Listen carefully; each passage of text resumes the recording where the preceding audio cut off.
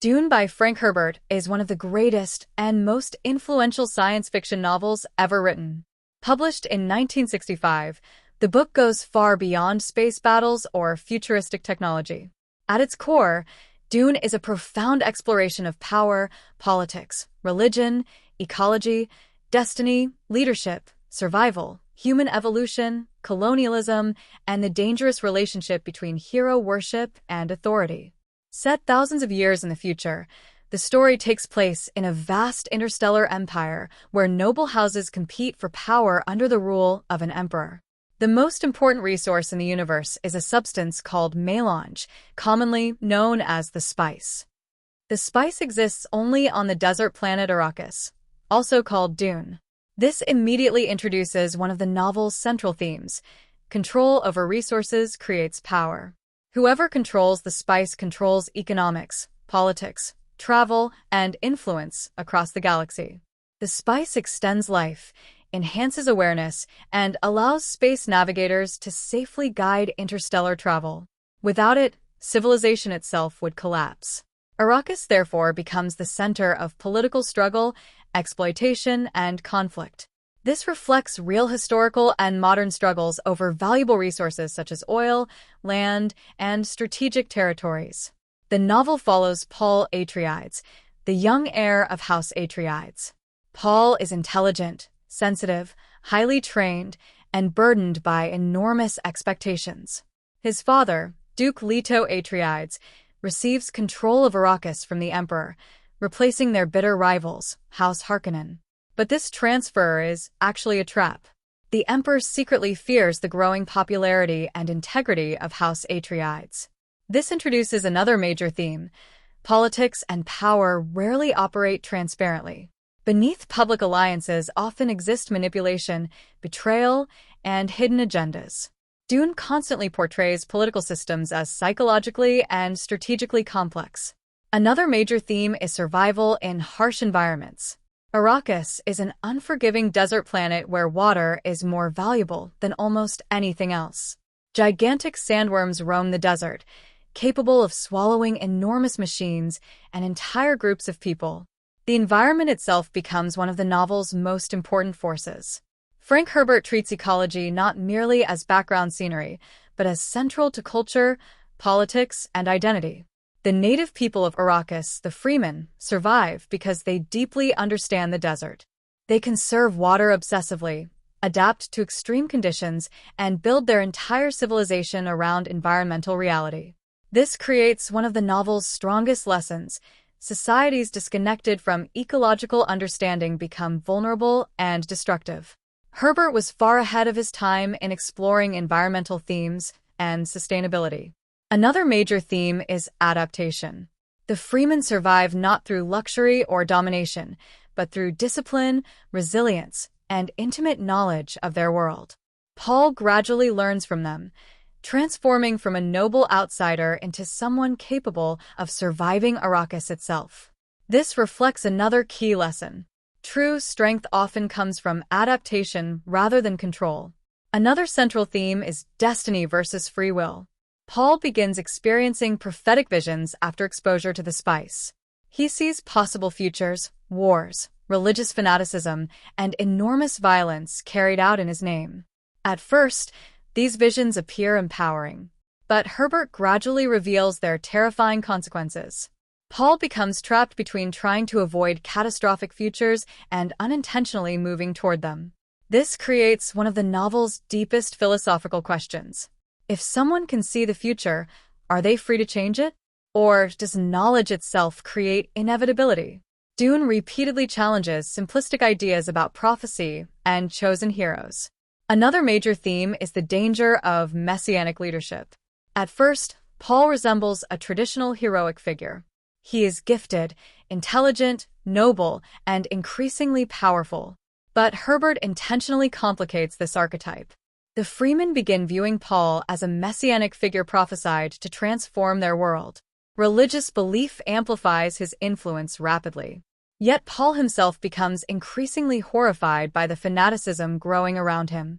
He foresees a future where billions may die in wars fought under his banner. This becomes one of the novel's most important warnings. Charismatic leaders can become extremely dangerous when populations surrender critical thinking and place absolute faith in individuals. Herbert did not want readers simply to admire powerful heroes blindly. He wanted readers to question the systems that create them. Another major theme is religion and manipulation. Throughout the novel, religious prophecy often intersects with politics strategically. The Bene Gesserit, a secretive and highly influential sisterhood, have spent generations planting myths and manipulating bloodlines across civilizations. Their goal is partly to shape humanity's future intentionally. This introduces another key idea. Belief systems can both inspire meaning and become tools of control. Herbert does not portray religion simply as false or evil. Instead, he explores its immense psychological and political power. Another major theme is human potential. The Bene Gesserit train their minds and bodies to extraordinary levels of control. The Mentats replace computers through advanced human mental abilities. The Fremen develop survival disciplines beyond ordinary limits. Dune imagines a future where human evolution focuses not only on technology, but on psychological and spiritual development. This reflects Herbert's fascination with consciousness, awareness, and self-mastery. Another important theme is fear. One of the novel's most famous lines comes from the Bene Gesserit litany against fear. Fear is the mind killer. Fear clouds judgment, weakens awareness, and creates vulnerability. Throughout the novel, characters repeatedly confront fear as a psychological obstacle.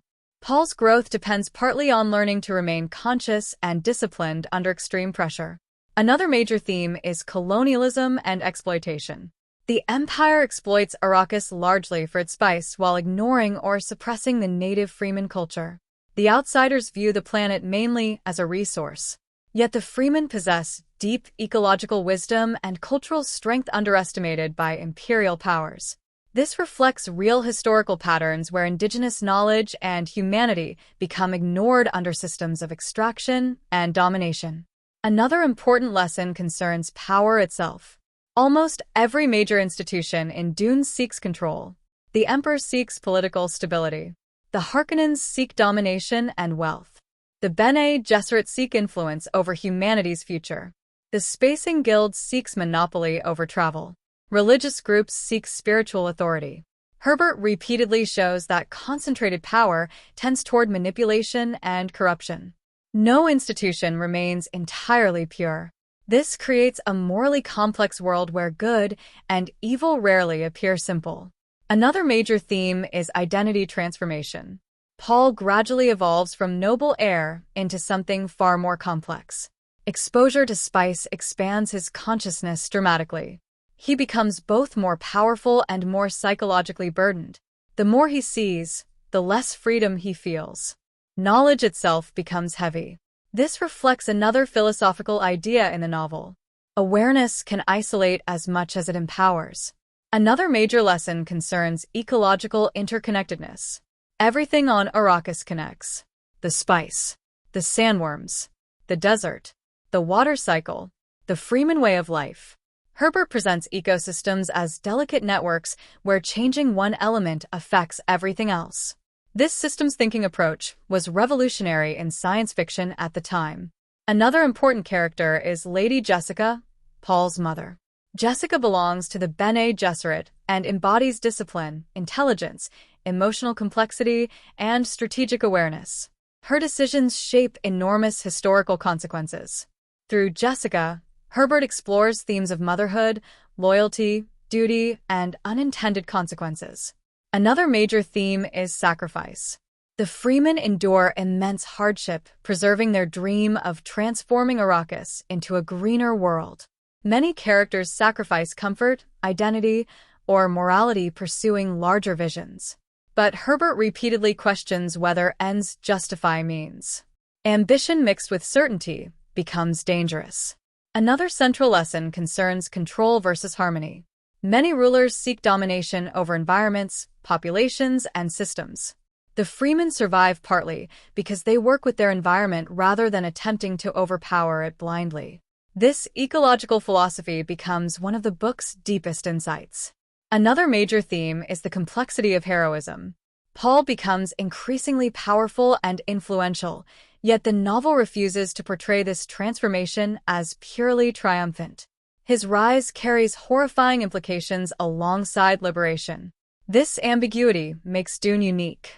Herbert challenges readers to think critically about power rather than emotionally surrendering to charismatic narratives.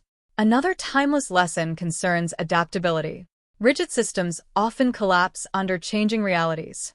The most resilient characters and societies are those capable of learning, evolving, and adjusting without losing core identity. The ending of the novel reflects both victory and danger. Paul defeats his enemies politically and militarily, becoming emperor through alliance with the Fremen. Yet the future remains morally uncertain.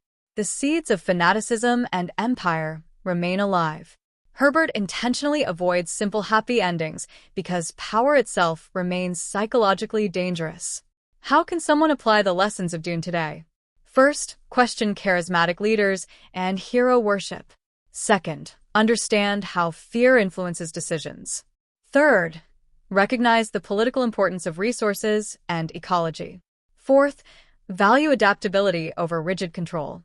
Fifth, understand that systems and environments are interconnected.